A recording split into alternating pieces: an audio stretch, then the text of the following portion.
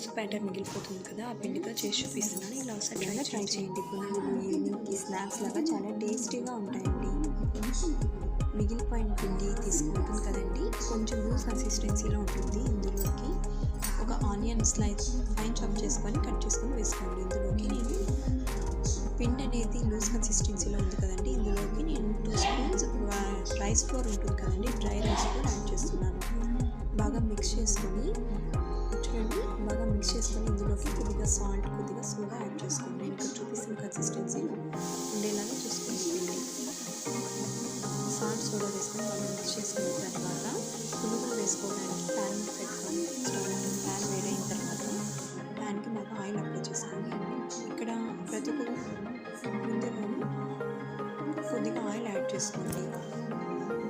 తర్వాత పిండిని సెట్ చేసుకొని, పిండి కొద్దిగా కరెక్ట్గా ఎగ్జాక్ట్గా ఉండేలాగా, లేదంటే కొద్దిగా తక్కువగా ఉండేలాగా వేసుకోండి. ఎక్కువగా ఉంటే అవి ఒకదానికి ఒకటి అటాచ్ అయిపోతాయండి.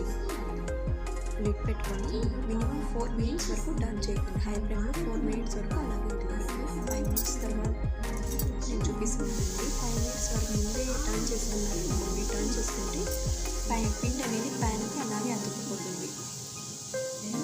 నేను ఇక్కడ 5 మినిట్స్ తర్వాత టర్న్ చేసి చూపిస్తున్నాను. చూడండి, పర్ఫెక్ట్గా కుక్ అయిపోయి ఈజీగా టర్న్ చేసుకోవడానికి వచ్చేసింది. ప్యాన్కి పిండి ఏమి అతుక్కోకుండా మొత్తం అనేది టర్న్ చేసుకొని ఇంకోవైపు ఒక 3 మినిట్స్ అలాగే కుక్ చేసుకొని లోపల పర్ఫెక్ట్గా కుక్ అయిపోతుంది. ఇందులోకి ఇవాళ మనం రెడ్ చట్నీ చేసుకున్నామండి, అంటే ఎండుమిర్చి టమాటో చట్నీ.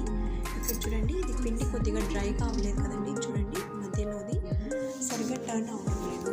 పిండి పైన అంతా డ్రై అయిపోయింటుందండి. మీరు ఒకవేళ 5 మినిట్స్ లోపు కుక్ అయిపోయింది ఎలా తెలుసుకోవడం అంటే, పైన పిండి ఉంటుంది కదండి, అది పూర్తిగా డ్రై అయిపోయింది. అది కొద్దిగా తడిగా ఉన్నా పర్ఫెక్ట్గా టర్న్ అవ్వదు.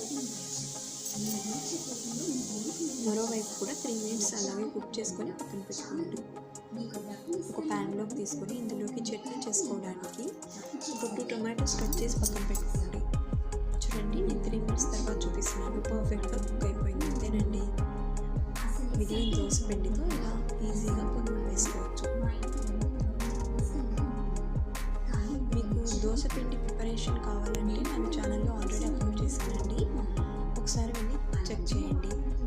తర్వాత ఇందులోకి చట్నీ కోసం ప్యాన్ తీసుకొని అందులో కొద్దిగా ఆయిల్ యాడ్ చేసుకొని 2 స్పూన్స్ ఆయిల్ యాడ్ చేసుకొని నేను ఇక్కడ 12 ఎండుమిర్చి యాడ్ చేస్తున్నానండి. బాగా వేయించుకోండి, కలుపుతూ వేయించుకోండి. మాడిపోతే ఆ టేస్ట్ అనేది చేదుగా ఉంటుందండి. చట్నీ వేయించుకుంటే రెడ్గా క్రిస్పీగా వేస్తే సరిపోతుంది, మరి మాడిపోతే బాగుండదు. చట్నీ అనేది చాలా టేస్ట్ అనేది చేదుగా ఉంటుంది.